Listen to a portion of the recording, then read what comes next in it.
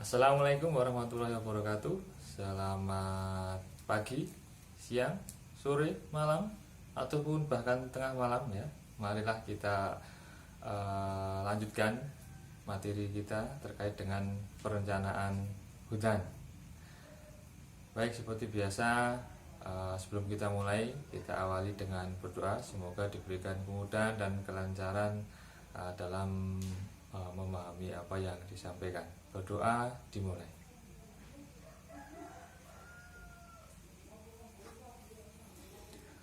Berdoa selesai. Seperti biasa juga, silahkan Anda tuliskan nama dan NIM Anda di kolom komentar untuk tanda presensi Anda. Kemudian jika nanti ada pertanyaan terkait dengan materi ini, silahkan juga Anda tuliskan di kolom komentar. Baik, langsung saja kita mulai materi kali ini, yaitu penyusunan rencana selama jangka. Nah, skema perencanaan timber management seperti apa yang Anda bisa lihat di layar video Anda itu dimulai dari penentuan tujuan. Nah, tujuannya apa? Tentunya di sini adalah tujuannya adalah untuk menuju pengelolaan hutan yang lestari atau BHL. Itu yang pertama kali dilakukan adalah inventory hutan atau inventarisasi hutan. Nah, dari data inventory tersebut kita bisa mendapatkan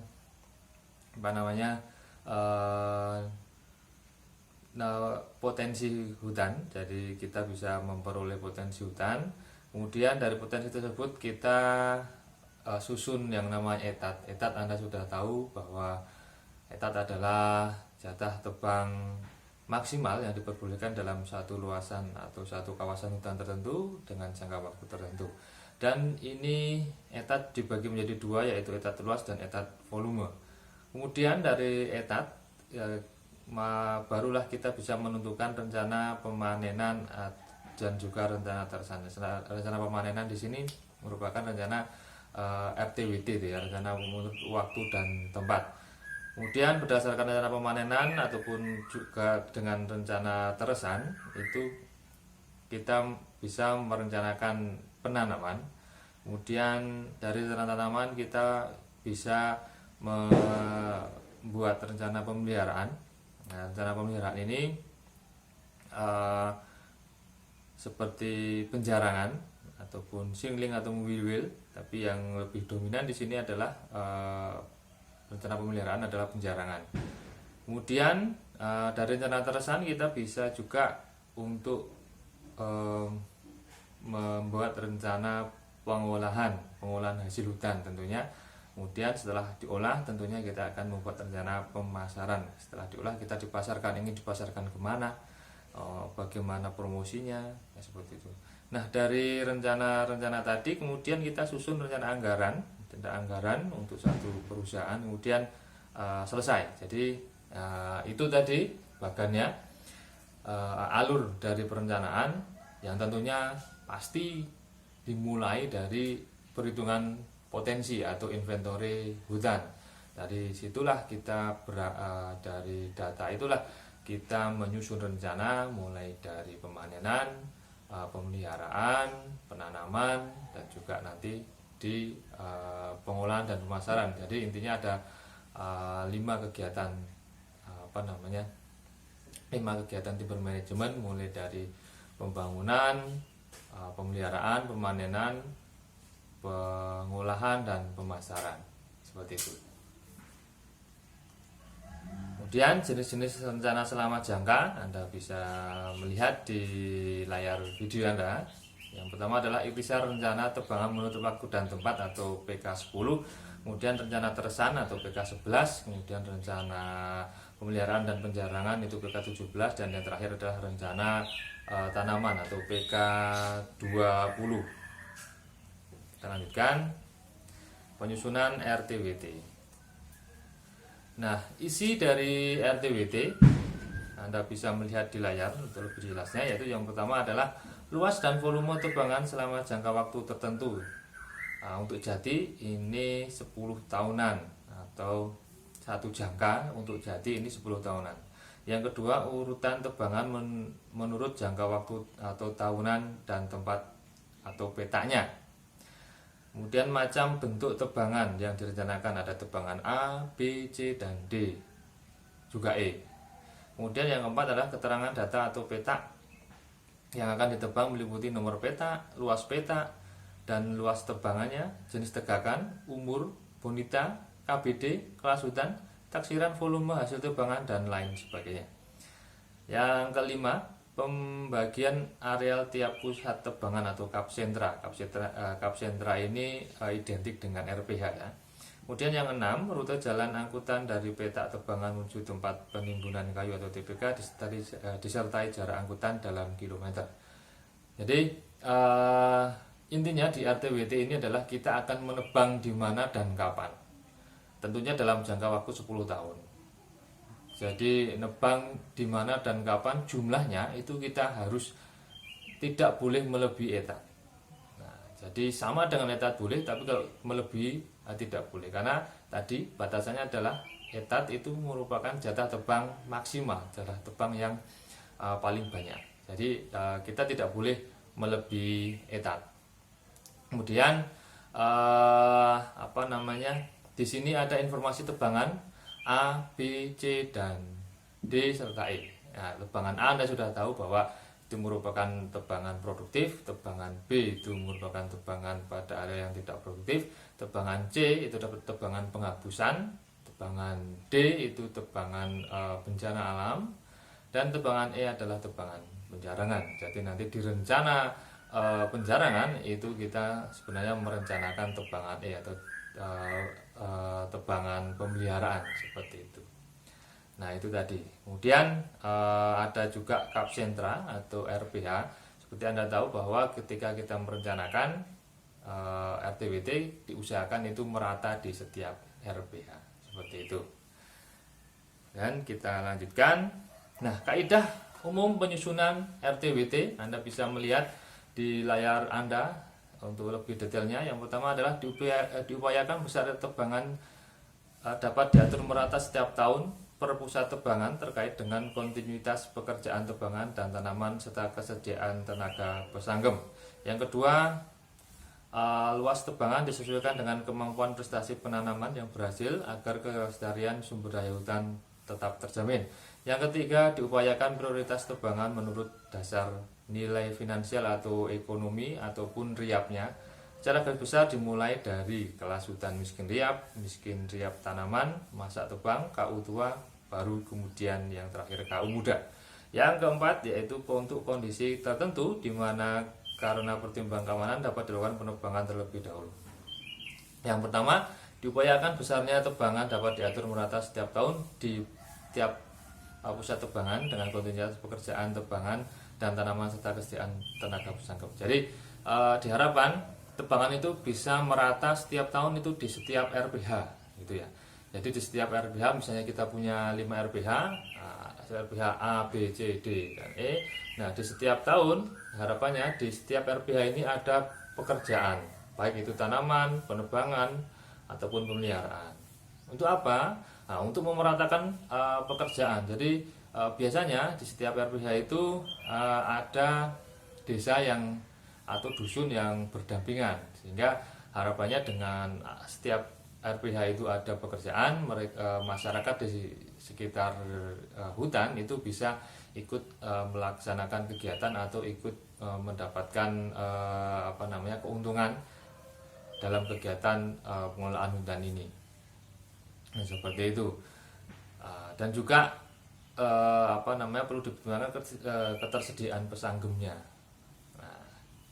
Kemudian yang kedua, luas tebangan disesuaikan dengan kemampuan prestasi penanaman, karena penanaman ini merupakan salah satu hal yang utama dalam kegiatan pengelolaan hutan, karena setelah kita menebang tentunya kita menanam, karena sistem silvikulturnya adalah THPB, tebang habis pemudaan buatan, maka jaminan permudaan yang berhasil ini menjadi salah satu syarat kelestarian hutan dari 3 syarat yang lainnya.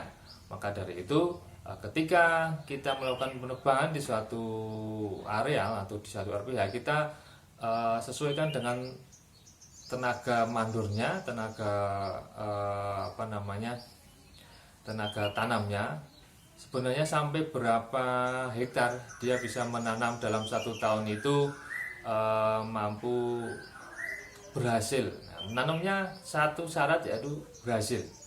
Jadi misalnya 1 RPH itu bisa dengan mandur tanamnya dan juga pesanggemnya dia mampu 50 hektar dalam 1 tahun, maka dapatlah luas penanaman itu dalam 1 tahun bisa 50 hektar seperti itu. Ketika punya 5 masing-masing RPH itu 50 hektar dan ada 5 RPH, maka tinggal dikalikan saja 50 kali 5, berarti ada 1 tahun dia mampu dalam satu bagian hutan itu 250 hektar. Tentunya nanti bisa dibagi tidak hanya untuk tebangan A juga untuk tebangan B. Nah, seperti itu. Kemudian diupayakan didasarkan penebangannya dimulai dari yang riapnya paling rendah terlebih dahulu. Ya, makanya ketika Anda praktikum itu Anda diinstruksikan untuk nebang dulu yang MR, miskin riap gitu ya. Nah, karena apa? Karena riapnya sangat sedikit. Ya, riapnya sangat kecil gitu kan. Jadi ketika riapnya kecil maka tidak ada pertumbuhannya juga sangat lambat, maka itu lebih baik untuk ditebang. Kemudian barulah masuk ke masa tebang, baru nanti ke KU tua dan KU muda. Nah, KU tua dan KU muda termasuk yang produktif, dia riapnya tidak kecil tapi riapnya normal gitu ya. Harapannya yang nanti KU tua bisa masuk dulu ke masa tebang ketika selama jangka waktu penebangan dari mulai MR bisa dihabiskan, misalnya membutuhkan waktu 5 tahun. Nah, nanti KU tua dan MT itu sudah bertambah umurnya, yang MT yang KU tua bisa harapannya bisa ada yang pindah naik kelas menjadi masa tebang seperti itu ya. Kemudian pada kondisi tertentu Anda bisa memprioritaskan daerah-daerah yang misalnya ada kerawanan keamanan, maka dia bisa diprioritaskan untuk ditebang terlebih dahulu. Nah, karena apa? Karena ketika dibiarkan itu kita bisa kehilangan potensi dan kita bisa kehilangan kayu yang seharusnya kita bisa ambil untuk kita masukkan ke dalam TPK seperti itu. Nah, kemudian yang selanjutnya kaidah umum penyusunan RTWT yang kelima adalah dalam penentuan lokasi tebangan hendaknya juga mempertimbangkan aspek sosial ekonomi masyarakat setempat dalam kaitannya dengan penyediaan lapangan kerja bagi masyarakat setempat. Nah, jadi seperti yang saya sampaikan tadi di poin awal ini, salah satunya dengan memeratakan tebangan di setiap RPH itu kita juga harapannya bisa memberikan pekerjaan bagi masyarakat setempat sehingga masyarakat bisa mendapat keuntungan atau mengambil keuntungan dari kegiatan kehutanan yang kita lakukan seperti itu. Dan yang keenam, urutan tahun tebangan memperhatikan efisiensi penggunaan jalan angkutan yang telah ada maupun efisiensi investasi pembuatan jalan baru.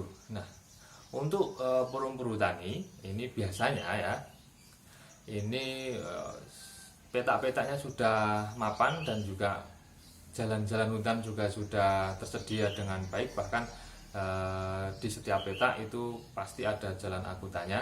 Tapi yang perlu diperhatikan di sini adalah untuk pemeliharaan jalannya atau perbaikan jalannya. Kadang jalan di satu petak tertentu itu jalannya sangat rusak, maka perlu diperbaiki. Jadi investasi untuk perbaikan itu yang kita perlu perhatikan. Ketika dalam satu kawasan itu kita bisa tebang berurutan atau berdekatan dengan menggunakan satu jalur angkutan yang sama, itu akan lebih baik tentunya ya. Itu diprioritaskan yang seperti itu. Kenapa? Nanti bisa efisien dalam pemeliharaan jalan maupun efisien dalam penggunaan BBM ataupun dengan perpindahan alat seperti itu. Yang ketujuh adalah penyimpangan terhadap busana adat tidak diperkenankan meskipun terjadi lonjakan permintaan kayu. Jadi prinsip yang ketujuh ini atau kaidah umum yang ketujuh ini ya kita kembalikan lagi ke definisi etat tadi, bahwa etat merupakan tebangan maksimal. Jadi batas maksimal ya, batas maksimal. Jadi ketika Anda melakukan pemanenan dengan misalnya etatnya 10.000 meter kubik per tahun, maka Anda tidak boleh melebihi 10.000 ini. Ketika Anda menebang 11.000 maka Anda melebihinya. Meskipun ada lonjakan permintaan di pasar. Misalnya permintaan di pasar ternyata tidak 10.000, 15.000. Anda tidak boleh menaikkan dari 10.000 sampai dengan 15.000. Tidak boleh. Karena apa? Ketika Anda menaikkan 10.000 maka ada gap sebanyak 5.000. 5.000 itu adalah kemampuan yang tidak volume yang tidak mampu ditanggung oleh hutan. Artinya kemampuan hutan untuk memenuhi untuk menjadi lestari adalah hanya 10.000 meter kubik per tahun. Ketika Anda naikkan menjadi 15.000 untuk memenuhi permintaan pasar, maka hutan itu tidak mampu untuk menanggungnya atau tidak mampu untuk ditebang dengan tambahan 5.000 meter kubik tadi. Ya, tidak mampu. Nanti akibatnya adalah pengelolaan hutannya menjadi tidak lestari. Ya. Itu kita lanjutkan.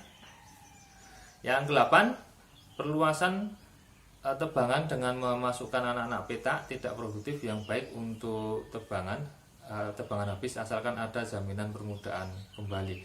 Nah, ini ketika kita melakukan penebangan, pada dasarnya tebangan yang dilakukan atau tebangan yang untuk di RTWT itu dilakukan pada area hutan yang produktif ya, area hutan yang produktif. Nah, area hutan yang produktif itu untuk memenuhi etat.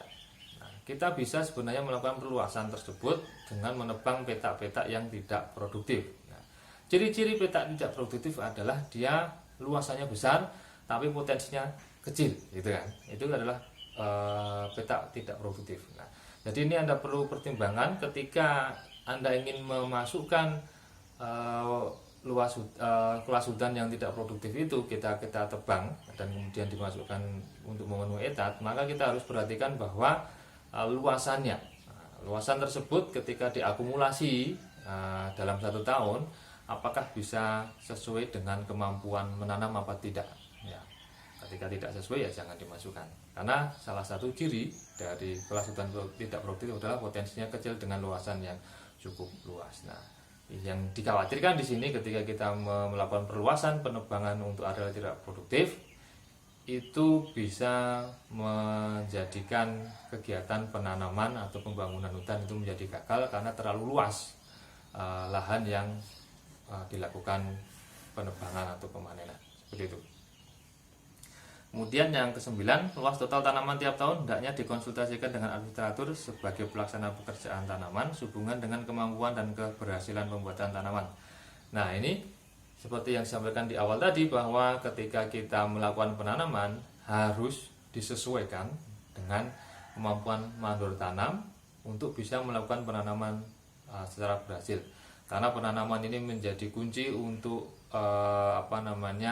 kita bisa melakukan pengelolaan hutan yang selanjutnya. Ketika tanaman gagal, maka otomatis nanti potensinya akan turun karena kehilangan luas kelas hutan yang produktif seperti itu. Maka kita perlu konsultasikan, baik konsultasikan dengan administrator maupun konsultasikan dengan perangkat yang lainnya seperti itu. Kemudian yang ke-10 yaitu jika luas total dan volume tebangan terpaksa menyimpang dari etat jangkanya, maka hendaknya disertai alasan-alasannya. Nah, ketika Anda melakukan penyusunan RTWT sudah disusun tahun 1, tahun 2, tahun 3 dan sampai dengan tahun 10, ketika di total itu ternyata melebihi dari etatnya, Anda harus punya alasan-alasan yang kuat. Itu artinya alasan-alasan yang kuat yang bisa yang bisa mendukung keputusan Anda. Dan nanti juga alasannya, misalnya ini lebih kita menggunakan sekarang misalnya tadi 10.000 jadi 10.200. Nanti yang 200 itu untuk tahun depan kita akan menguranginya 200 atau di jangka depan menguranginya 200 seperti itu ya. Ya. Tapi intinya adalah Anda bisa intinya Anda tidak boleh melebihi etat tadi ya. Nah, ketika Anda selalu tidak melebihi etat, tentunya nanti di etat dalam satu jangkanya itu Anda tidak akan melebihi etat dalam satu jangka juga seperti itu. Kemudian, nah yang kedua adalah penyusunan rencana tersan atau PK11. Anda tahu tersan itu apa? Nah, tersan adalah kegiatan untuk mematikan pohon pada posisi berdiri dengan cara memutus jaringan angkutan pada leher akar. Jadi pada leher akar ini ada biasanya dilakukan koaan itu ya, sampai dengan memutus kambiumnya, menghilangkan kambiumnya dengan tinggi 10 cm maksimal dari ini tunggaknya 10 cm di sini. Nah, disinilah di sini yang dilakukan teresannya. Jadi di pangkal batangnya 10 cm dari tanah seperti itu. Nah, itu teresan. Jadi ada beberapa keuntungan dari teresan. Yang pertama adalah nanti kita bisa mendapatkan kayu yang dengan keringnya itu kering udara. Nah, kering udara, kemudian menghindari pecah banting. Kemudian yang ketiga yaitu nanti dalam pengangkutan itu lebih ringan seperti itu. Nah, teresan itu biasanya dilakukan pada umumnya itu pada juknisnya itu dilakukan 2 tahun sebelum kegiatan penebangan. Kemudian ada yang melakukan juga di 1 tahun sebelum penebangan. Itu perbedaan waktu tersebut sesuai dengan kebijakan direksi atau kebijakan divisi regional masing-masing. Kaidah umum dalam penyusunan PK11 yang pertama adalah dalam penyusunan PK11 rencana teresan yang harus diperhatikan adalah untuk tebangan yang digunakan dalam penyusunan PK10. Yang kedua, bentuk tebangan yang digunakan dalam pembuatan rencana tebangan pembuatan tempat atau PK10 akan mempengaruhi terhadap perlu tidaknya pelakuan teresan luas tanaman setiap tahun dan waktu pelaksanaan penanaman. Jadi ketika Anda melakukan teresan, yang perlu diperhatikan adalah yang pertama adalah bentuk tebangan. Nah, bentuk tebangan yang dilakukan teresan yaitu adalah teresan untuk bentuk tebangan A2 atau tebangan yang produktif saja. Kemudian untuk tebangan yang tidak produktif itu tidak dilakukan peneresan, hanya dilakukan langsung ditebang saja atau disebut juga dengan tebang basah seperti itu ya. Jadi yang perlu Anda perhatikan bahwa yang harus dilakukan yang dilakukan penebangan atau dilakukan peneresan adalah tebangan yang produktif atau tebangan A2, sedangkan tebangan B1 itu tidak dilakukan peneresan atau dilakukan tebang basah. Kemudian selanjutnya penyusunan PK11 atau rencana teresan hanya untuk petak-petak dengan bentuk tebangan A2 tadi sudah disampaikan, dan biasanya kegiatan teresan dilakukan ET-2 atau 1 sebelum tahun berjalan atau ET-2 sebelum tahun berjalan. Sedangkan untuk tebangan B1 tidak dilakukan kegiatan teresan karena tebangan B1 dilakukan pada pelasutan tidak produktif dengan sistem tebang basah. Seperti yang saya sampaikan sebelumnya bahwa biasanya yang dilakukan kegiatan peneresan hanya pada tebangan A2, sedangkan tebangan B1 tidak dilakukan kegiatan peneresan. Nah, kenapa seperti ini? Biasanya dalam kegiatan penebangan yang produktif itu biasanya membutuhkan waktu sekitar 1 tahun untuk kegiatan penebangannya, kemudian baru dibersihkan, baru kemudian pada tahun berikutnya baru dilakukan penanaman. Sedangkan untuk tebangan B1 ini karena luasannya luas, kemudian pertanian sedikit, maka penebangan bisa dilakukan secepat lebih singkat dan mampu pada tahun itu juga dilakukan penanaman. Ya, seperti itu. Kemudian penyusunan rencana tanaman. Nah, Kaidah umum penyusunan perencanaan tanaman untuk PK20. Yang pertama, PK20 ini erat kaitannya dengan bentuk tebangan, terutama terkait dengan adanya perbedaan waktu penanaman antara petak tebangan bekas A2 dan petak tebangan bekas B1. Jadi untuk tanaman A2 itu dilakukan penanaman pada 1 tahun setelah penebangan, sedangkan tebangan B1 atau tebangan tidak terproduktif itu ketika dilakukan penebangan tahun ini ya dilakukan penebangan tahun ini. Contohnya ketika kita melakukan penebangan tahun 2020, maka petak yang ditebang pada tahun 2020 itu baru mau ditanam pada tahun 2021. Sedangkan untuk petak tebangan yang tidak produktif pada tahun 2020 baru bisa dilakukan langsung dilakukan penanaman pada tahun itu juga, seperti itu. Kemudian itu penjelasannya. Nah, petak tebangan A2 itu lanjutannya, tebangan A2 umumnya baru ditanam TM1 setelah kegiatan tebangan, sedangkan bekas tebangan B1 ditanami pada tahun yang bersamaan dengan pelaksanaan kegiatan tebangan. Kemudian yang ketiga, oleh karena itu dalam penyusunan PK10 perlu direncanakan dengan sesama pertimbangan untuk A2 dan B1 sehingga tidak terjadi fluktuasi dan lonjakan luas tanaman dalam 1 tahun yang akan berakibat adanya risiko terjadinya kegagalan tanaman. Nah, seperti yang disampaikan di awal tadi, bahwa sebenarnya ketika melakukan penanaman, melakukan rencana tanaman itu kita perlu memperhatikan bahwa komposisi luas yang akan ditanam baik dari yang produktif maupun yang tidak produktif.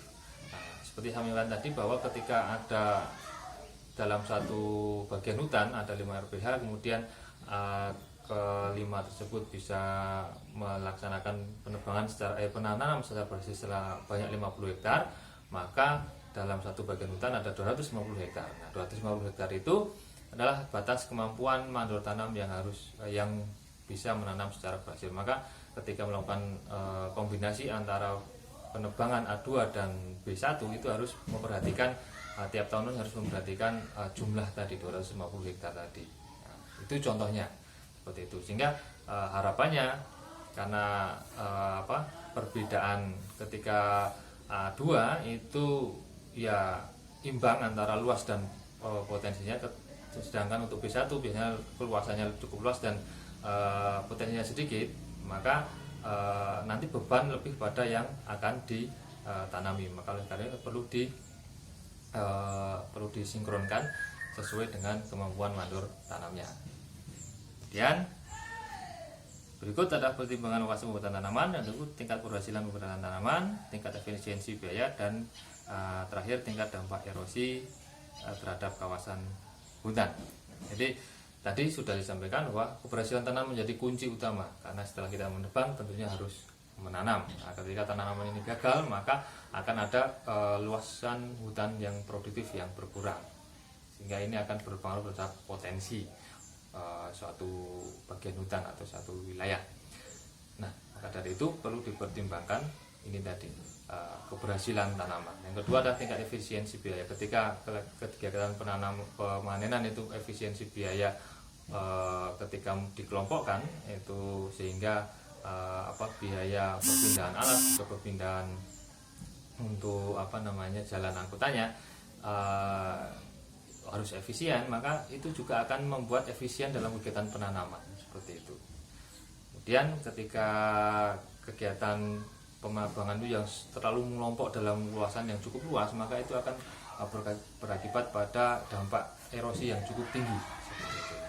Nah, kita lanjutkan urutan prioritas lokasi pembuatan tanaman. Yang pertama LTJL, lapangan tebang habis jangka lampu. Ini merupakan hutang, sebenarnya hutang penanaman pada jangka sebelumnya. Misalnya jangka tahun 2000 jangka itu selesai pada tahun 2020, maka pada tahun 2021 akan ada jangka baru. Nah, ketika tahun 2020 dilakukan penebangan, kan otomatis akan ditanam pada tahun 2021, sedangkan tahun 2021 merupakan satu jangka baru. Maka dari itu tebangan yang dari 2020 itu belum tertanam atau terhutang untuk tahun 2021. Nah, dari tahun 2021 tebangan produktif tadi namanya adalah LTJL seperti itu. Jadi LTJL merupakan prioritas pertama karena dia merupakan utang dari tebangan tahun yang lalu. Kemudian tanaman jati gagal. Nah, tanaman jati gagal itu ketika kita melakukan penanaman tapi terus kemudian terjadi kegagalan. Nah, itu juga harus segera langsung diperbaiki supaya tidak menambah luas hutan yang tidak produktif. Seperti itu. Maka itu menjadi prioritas kedua. Kemudian tanah kosong di sini tidak dibayangkan seperti tanah kosong yang tidak benar-benar tidak ada tanamannya seperti lapangan bola, itu tidak ya. Tapi dia luasan yang ada tanamannya tapi hanya sedikit saja. Jadi tetap ada tanamannya seperti itu. Kemudian hutan alam Jatirawang mungkin yang saat ini tidak ada. Kemudian itu tanaman jati pertumbuhan kurang, tanaman kayu lain dan hutan ayam kayu lain. Jadi menarik di sini adalah tanaman kayu lain. Nah, ada tanaman kayu lain dan juga tanaman jenis kayu lain. Tanaman kayu lain adalah tanaman yang tanahnya cocok untuk jati namun tidak ditanami jati, memang sengaja tidak ditanami jati karena alasan tertentu. Kemudian tanaman jenis kayu lain itu merupakan tanaman di mana tanaman tersebut ditanam pada daerah yang memang tidak cocok untuk jati. Jadi jenis tanahnya memang tidak cocok untuk jati, maka dilakukan tanaman makanya ditanami dengan tanaman jenis yang kayu lainnya seperti itu. Nah, kemudian penyusunan rencana pemeliharaan atau rencana penjarangan seperti di sini ya. Kita lihat kaidah umum penyusunan PK17. Sebenarnya rencana pemeliharaan dalam pengelolaan hutan meliputi kegiatan pemeliharaan tegakan semenjak kegiatan penanaman hutan sampai dengan tegakan siap panen. Meliputi kegiatan pendangiran, pemupukan, wiwil, pruning, babat, tumbuhan bawah, penjarangan, pemberantasan hama penyakit dan penjagaan keamanan dari gangguan. Akan tetapi selama ini dalam pengelolaan hutan tanaman oleh perumbul tani, kegiatan pemeliharaan hutan harus dititik beratkan pada kegiatan penjarangan. Kegiatan pemeliharaan hutan masih dititik beratkan pada kegiatan penjarangan, sehingga penyusunan rencana pemeliharaan yang dibuat masih sebatas kegiatan penjarangan, sedangkan rencana kegiatan-kegiatan pemeliharaan di luar kegiatan penjarangan akan dibuat bersama-sama dengan penyusunan rencana teknik tahunan atau RTT pada ET-2. Nah, baik. Jadi sebenarnya ya tadi saya sampaikan bahwa kegiatan pemeliharaan itu tidak hanya penjarangan atau PK17 itu sebenarnya pemeliharaan itu tidak hanya penjarangan, dimulai dari nanam sampai dengan ditebang, mulai dari dangir dan sebagainya itu. Namun di perumbu tani ini dititik beratkan hanya ketika mengutut RPKH ini adalah di PK17 ini lebih pada penjarangan seperti itu. Nah, sedangkan kegiatan yang lain itu nanti disesuaikan atau dimasukkan kegiatan di RTT, di breakdown lagi ke dengan RTT. Jadi rencana teknik tahun nanti yang dilakukan di tiap tahunnya seperti itu. Jadi setiap tahun dilakukan tahun ini mau melakukan apa, pendangiran di mana dan sebagainya gitu. Tapi untuk penjarangan kita masukkan dalam RPKH seperti itu ya. Kemudian sumber informasi penyusunan PK17. Dalam penyusunan rencana penjarangan, PK17 tidak langsung bersumber pada PK10, tetapi bersumber dari data umur dan kondisi tegakan tiap-tiap petak tebang atau anak petak yang diperoleh dari Register Risalah Hutan atau PK2, daftar kelas hutan atau PK3, daftar kelas dasawarsa PK4 dan PK6. Nah, data-data tersebut akan digunakan sebagai dasar untuk merancang sistem dan model tindakan penjarangan untuk suatu anak petak yang dipengaruhi oleh umur, kondisi tegak dan kondisi tegakan. Nah, jadi kalau penjarangan ini kita tidak berpatokan pada RTWT, RTWT PK10 ya. PK10 tadi dipatoki atau menjadi dasar dalam penyusunan PK11 dan PK20. Sedangkan PK17 ini kita gunakan dasarnya adalah PK2, lebih banyak bagi PK2 karena di situ terdapat informasi KBD-nya berapa, umurnya berapa, luasnya berapa, ya, 3N, 3D kuadratnya berapa, gitu. Karena dalam kegiatan penjarangan ini kita harus melihat kondisi tegakannya seperti apa, jumlahnya berapa, gitu ya. Nah, kerapatannya seperti apa. Jadi tidak lagi kita mengacu pada PK 10, tapi kita mengacu pada PK 2. Nah, seperti itu. Kita lanjutkan. Nah, penentuan luas kegiatan penjarangan. Nah, sebagaimana rencana tebangan dan rencana tanaman, dalam rencana penjarangan PK 17 juga memuat kegiatan penjarangan yang akan dilakukan selama jangka RPKH. Untuk menentukan luas kegiatan penjarangan yang akan dilakukan setiap tahun dalam satu jangka, perlu diketahui norma dan frekuensi penjarangan yang akan digunakan dan kemampuan perusahaan untuk melaksanakan penjarangan tiap jangka. Jadi